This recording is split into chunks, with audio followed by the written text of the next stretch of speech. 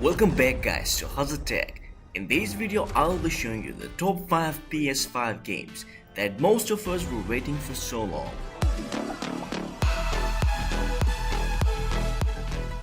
Starting with Avatar: Frontiers of Pandora. It's one of the biggest films of all time, and now Avatar is returning to the world of video games. Avatar: Frontiers of Pandora is a new action game coming from Ubisoft, the publisher behind the Far Cry and Assassin's Creed franchises, and it sure looks pretty. Revealed at E3 2021, Avatar: Frontiers of Pandora will let players explore the titular world of Pandora as the battle rags on between the native Nevis aliens and human invaders. There's still lots to learn about Avatar: Frontiers of Pandora, but it's perfectly timed for the series, with the first of 4 new Avatar sequels releasing in 2022. That's the same year Frontiers of Pandora is penciled in full, so it seems one is set to complement the other. The game's trailer shows a first-person perspective in parts, suggesting we could play some, if not the whole game. In this perspective, we also see a Nevis riding a mount that does not quite look like a dire horse, suggesting that we will hopefully be able to partake in mounted combat, or we will at least be able to traverse Pandora on horseback. The world also seems to be inhabited by creatures we both have and haven't seen in the film, so expect some surprises. There also seems to be some sort of hub for Navy to congregate in.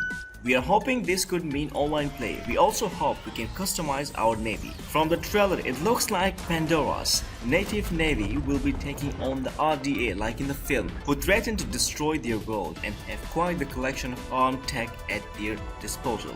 The trailer shows RDA helicopters. The Navy jumps on a great Leonopteryx, firing arrows at the helicopter before a final arrow fixed with an explosion device hits the vehicle, which then bursts into flames. In the next one we have Dungeons & Dragons: Dark Alliance. Dark Alliance is Dungeons & Dragons without the dice rolls. It's an intense combat-focused action RPG where you slay monsters, collect loot and fight alongside a party of powerful heroes, but without the usual trappings of a traditional RPG. There are no walls of dialogue or deep, lengthy quests to be found here, just a lot of goblins and other foul beasts to kill, and some very impressive looking locations to do it in. Dark Alliance has been designed with co-op in mind. The 4 heroes have MMO style abilities that complement each other, including stat boosting buffs and healing spells. You can also trigger team attacks on a single enemy. However, it's entirely possible to play and enjoy the game solo. I played through a good chunk of the story on my own, and I had a great time with it. You can choose from a number of difficulty settings, the lowest of which makes playing solo a breeze. Nudge it up a notch and you have to think a little more tactically in battles. Higher still and the game becomes genuinely difficult, especially in the late game dungeon levels, where the enemies are stronger and more numerous. And the next one we have A Plague Tale: Requiem.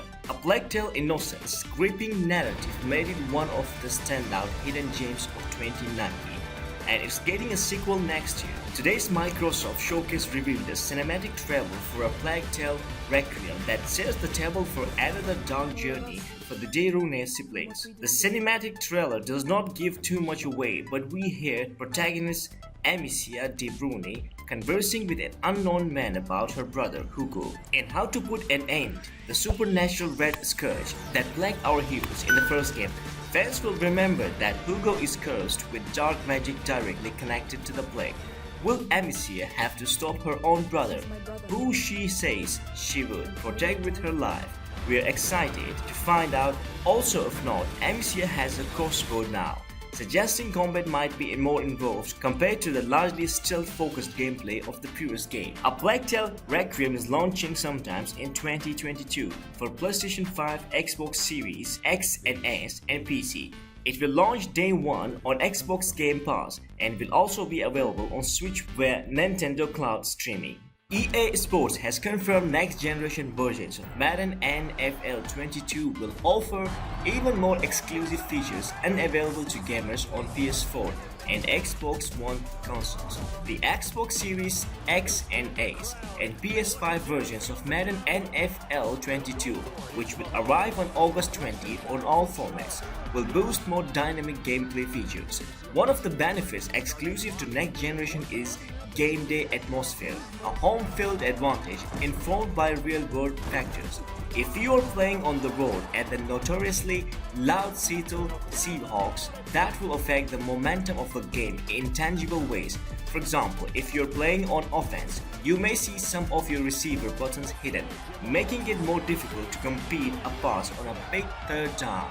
If you're performing well at home, the momentum from the crowd will give you an offensive boost. For example, each of the 32 NFL franchises will have a unique M factor.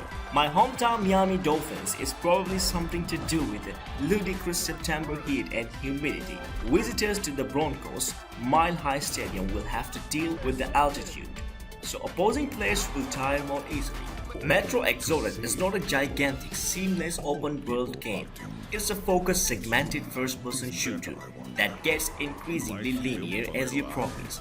It's much more open than previous Metro games, and it does have some chunky environments for you to explore, but it is not the same kind of sandbox survival experience as, say, Fallout 4, and it is not trying to be. It is, however, fantastic. Metro Exodus blends the survival elements and carefully constructed levels that the Metro series is known for, with a dynamic world that's as beautiful as it's dangerous to stunning results. Many objectives and some optional ones are automatically marked on the map, but there are also plenty of surprises hidden in Metro Exodus. I have found memories of running into a talkative hermit in the bowels of a spider-infested shipwreck, for example, and even when things are marked for me, I enjoy deciding how and when to handle them. Thank you for being with us till the end of the video. I hope you have liked the list. Make sure to hit the like button, and if you're new to this channel, and make sure to subscribe. Stay tuned and stay blessed.